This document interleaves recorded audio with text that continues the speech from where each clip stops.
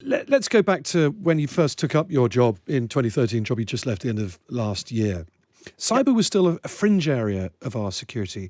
How has the battle space changed since then in the last 8 years? It's a complicated picture, and what you got to realize about cyberspace is I don't think it's primarily a battle space. It's primarily a domain of peaceful human activity. It's the first artificially created domain in the history of our species. And sure, it's what's complicated about it, although it's not completely unique in this respect, is that, of course, governments, states are competing in cyberspace for geopolitical advantage. There's also quite a lot of quite dangerous criminal activity, but mostly, I mean, what are we doing now? We're transacting over the internet. What's kept us going in the last year during the pandemic, economically and personally, has been technology. So, technology grew up in a fundamentally insecure way. It's nobody's fault. It just happened that way. The model that came out of California in the 1990s was riddled with structural insecurities. That's left us vulnerable, particularly the more open, free digital societies like the ones we have. So, in a sense, and I suppose this is where the concept of an integrated review comes in, you need kind of a whole of government approach, because you need to protect people from small scale economic harm, but you need to protect the state from strategic harm as a whole. Yeah, there's a lot that needs to be done with the cyber world, the internet world, as it of course is now. But to put it crudely, how worried should we be as members of the public about this huge growth in cyber and everything we do? Or are we in extremely good hands, the hands that you used to have in the job you used to do? Do we not need to worry about a big cyber attack getting through?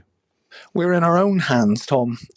This is about risk management. It's about protecting ourselves as best we can from a range of threats. What it's not about, there isn't some massive invisible war going on that people don't know anything about. There's a real mythology around cyber and cyber war, which is not particularly helpful. I mean, I'm staring at a book written in 2013 by one of the world's leading scholars of cyber as a contest, Professor Thomas Ridd, and it's called "Cyber War Will Not Take Place." And it's right.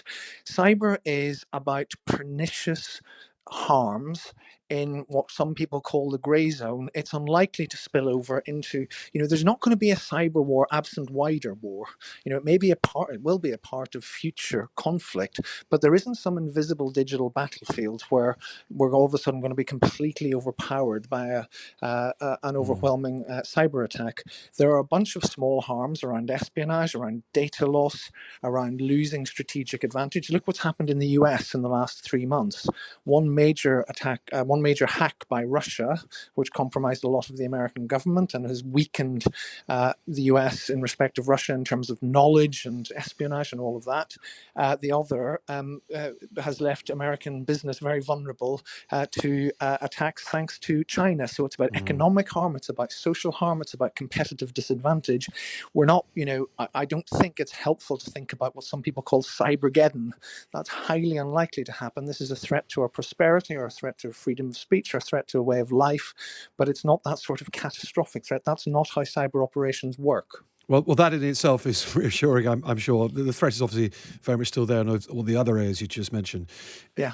In that line, which country do you think currently does pose us the biggest cyber threat to the UK, and why? There have been 4 state threats that have manifested in my time, and they're all quite different. China, for a long time, was essentially trying to steal economic secrets to gain a march on us economically. And that's changed. I'll come back to this, but it's really important. China is now basically trying to strategically dominate tech. The second threat has been Russia. And Russia doesn't try to dominate tech markets. It doesn't try to build its own tech companies, but it's very, very good at messing around on the internet that America built. And we've seen that quite recently. And then Iran and North Korea have been willing to do things in the digital world that perhaps they might not be willing to do in the physical world. So North Korea started stealing a lot of money from banks all over the world and has tried to have a go at UK banks and Western banks. Iran has done various acts of sabotage on financial institutions and so forth, going way back on its rivals in the Middle East. But the biggest sort of competitor in tech, and this comes to some of the points in the integrated review, is China. And that's not so much about cyber attacks, it's about actually building a rival technological system that the Chinese want to be better than ours. Now, Russia isn't doing that, but China is investing huge amounts of money in artificial intelligence and quantum computing and all the technologies of the future. And essentially, some people are talking about a new tech Cold War. The West ultimately won the Cold War against the Soviet Union by being more economically successful, not because of, the sort of precursor of cyber attacks and so forth. And I think essentially what is happening now is China is saying, well, we're going to have better technology than you, therefore we'll be richer and more powerful than the West. It'll be a more authoritarian model of technology. And so that's a fundamentally different problem and challenge. And I think what you'll see in the integrated review with things like the Advanced Research and Invention Agency that Dominic Cummings was pushing, which I think is a rather good idea, and some of the other emphasis on science and technology aren't really about cyber. They're about making sure that we have sufficiently good technology ourselves here in the UK and amongst our allies in order to be able to compete and not have to rely on an authoritarian Chinese model that's going to compete with us. Okay, let me just break those two down, Russia and China, separately. Yep. Russia first. As you put it, messing with the internet is what they like doing. I think we can translate as the practice of disinformation or black propaganda, and of course hacking as well, as we saw with the DNC database in the US. Now, this is obviously part of Russia's hybrid war, the war in the grey zone. But how much damage has Russia actually done to the UK via disinformation? How successful has its UK disinformation operations been? I think that's a profoundly important question, because I think that we need to keep this in perspective. The Russians clearly had a very, in their terms, successful operation against the United States in 2016 in terms of destabilizing American politics. But I would concur with the view of the former MI6 chief, Sir Alex Younger, who was leaving around the same time as me late last year. And he said in an interview with the Financial Times that in terms of damage to the UK, nothing he'd seen had any strategic impact in terms of disinformation.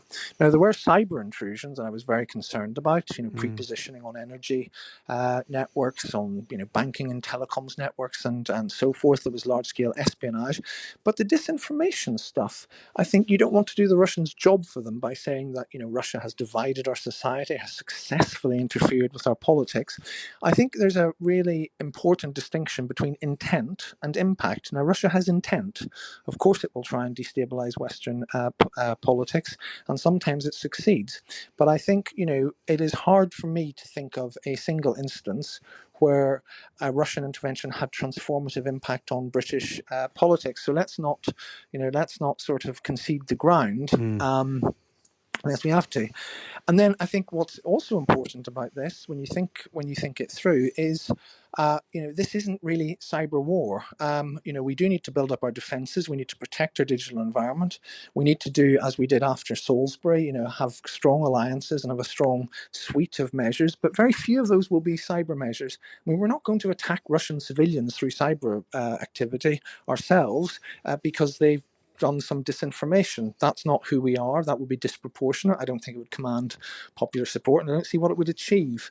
So we need to think about our own range of statecraft measures in terms of contesting the likes that sort of activity. Well, that brings us on to the National Cyber Force, which we've heard quite a bit from the government on, and I'm sure will be in the integrated view next week. And that's our offensive capability, isn't it? Our Correct. Ability to strike back. Now, if you say we don't really want to strike back in that sort of large-scale area, then what's the point of it? What does the National Cyber Force actually do? Well, I think we do need to hear more about the National Cyber Force, and I hope that the integrated review sets it out, because if it is, and I don't think it will be, and it shouldn't be, but if it is sort of chest beating about cyber warfare, then that's not helpful. But if it's about a set, as I think it is, and Sir Patrick Sanders, the commander of Strategic Command, and Jeremy Fleming, the director of GCHQ, sort of said as much in December, if it is about a set of niche capabilities in support of general national security objectives, then that's very useful. So when Sir Patrick and Mr. Fleming talked about the National Cyber Force in December, they talked about an operation against so-called Islamic State back in 2016. where the GCHQ and military colleagues disrupted so-called Islamic State's propaganda network. And if you think about that, that was in support of three objectives. One was Allied troops on the ground ahead of the Mosul offensive. One was to stop ISIL being able to plot terrorist attacks in its own vicinity, and the other was to stop it radicalizing people in countries like the UK through internet propaganda. Those are three worthy and laudable objectives. None of them have anything to do with cybersecurity. We tend to think, some of the unhelpful hype around cyberspace is to create this idea of a sort of virtual boxing ring marked cyber, and it's offense versus defense. That's not the way, as the Americans would put it, that's not the way the world works. Cyber is a set of capabilities that can be used proportionately and lawfully in support. One of the purposes of the National Cyber Force will be to disrupt online paedophile gangs who can't be brought to justice because they may be in Russia or the Philippines or somewhere like that, with whom we don't have extradition arrangements. So it's not about, the National Cyber Force in a sense isn't about our own cybersecurity, it's about our own national security objectives where cyber capabilities can be useful. But it's not about a big cyber war. Well, I wonder whether you've probably haven't read the Downing Street press release this morning. I think that would go down as chest beating. It does talk about the prowess of our ability to strike back. Now, that sounds to me like a powerful deterrent, the sort of thing you'd waft around but never actually use. I mean, that would categorise as chest beating in your definition, wouldn't it? Well, you're right. I haven't read the Downing Street press release, so I'm not going to criticise it. But I don't think we want to be chest beating about this. I think if you look at what's happening in the US right now with regard to the major Russian strategic espionage, successful strategic Russian espionage campaign uncovered just before Christmas by Russia against the US. Very sophisticated, very damaging espionage operation. The US administration is working up a response, but it's highly unlikely that response is going to involve launching cyber attacks against Russia with the sort of, they're not going to launch conventional military attacks that would harm Russian people in response to this. So why would they do it in cyberspace? I understand your point. I want to put two more quick things to you because it's such a fascinating conversation. We sadly don't have all morning. I wish we did. China. Many people have accused the UK of looking both ways on China. Maybe the strategy might spell out our policy a bit more next week. But at the same time that we're vigorously encouraging Chinese investment and trying to do business with the Chinese, we're also ever more opposing vigorously China's aggressive ambitions across the world. Let me ask you, when you were in government running the Cybersecurity Centre, did you understand Britain's policy towards China? Well, it certainly evolved the tone of it. When I started, it was the brief so-called golden era, and when I left, the mood was certainly hardening because of the realization of China as a strategic competitor. It's a hard problem. It's a very different problem to the Soviet Union because, we weren't involved in economic links with the Soviet Union in the same way. So I think it is a hard problem. There have been some confusing signals, but I think that's because it is a difficult challenge. I think now we are realizing, that China is a huge competitor against the Western model, the first we've had since the end of the Cold War. But at the same time, on things like climate change and so forth, some sort of relationship is needed with China. But there's going to be an awful lot of difficult choices. What sort of relationships do we have with China on universities? What sort of economic links and so forth? But I think that we will be more cautious on technological dependence on China in the future. Yeah. So what do you want the government to spell out more next week about China? If there have been some, as you say, confusing signals, what do they need to do next week? I think I think what I'd like to see, and I think there are good signs in this direction, is a sort of whole of government and whole of economy strategy for developing reliable, more secure technology without dependence on China and in cooperation with allies. And that's really, really hard to do. And it's really hard for national security organizations to do it because essentially it's about economics and trade. So I think there are ideas about cooperating with other groups of democracies and so forth, putting in the hard yards to make that work through economic means. I'd like to see a clear plan for that. Okay, final question, counterterrorism. That's dominated defence and security policy really for the last 20 years since 9/11. Amazing thing, it has been 20 years, but it has. We don't talk about counterterrorism very much anymore, but huge resources are still being dedicated to it. One area that this is now becoming potentially an issue again is Northern Ireland. We've heard from loyalist paramilitary groups, the interview we just did with Arlene Foster, they may now be on the move again. Does that worry you? Do you think there is a potential for resurgence of either Northern Irish terrorism or disorder as a potential threat to the UK on the whole? So there are three things to worry about potentially in Northern Ireland. One is a resumption of conflict, the other is a resumption of disorder, and the third is political instability. I think a resumption of conflict is quite unlikely in the short term. I think a resumption of disorder is potentially a bit more likely given the disquiet, particularly in unionism. But I think that we already have a far more profoundly politically unstable Northern Ireland than we did a few years ago. I mean, for the last 30 years, successive UK government's approach to Northern Ireland has been broadly finding a form of government and governance that commands broad enough support in both of the major communities. In the last 5 years, nationalism has been profoundly destabilised by the fact of Brexit, and unionism in the last year has been profoundly destabilised, traumatised even, by the way in which it's been done. And I think the government has been pretty careless about this. And, you know, in a week when it's setting out a strategy for its position in the world, what is its strategy for Northern Ireland? What's its plan to deliver that strategy? It is very, very hard to know, and that's very concerning. Just briefly, careless how? Well, because at the moment, its Northern Ireland policy appears to be the fallout from whatever its latest row with the European Union is. It is not saying we need to shore up confidence in both communities. How are we going to go about doing that? How are we going to, in this new dispensation, where, as I say, nationalism is destabilised by the loss of European Union membership in common with the rest of the island, unionism has been traumatised by the fact that something has happened that unionists thought would never happen, which is that the UK government has decided to treat Northern Ireland profoundly differently from the rest of the UK.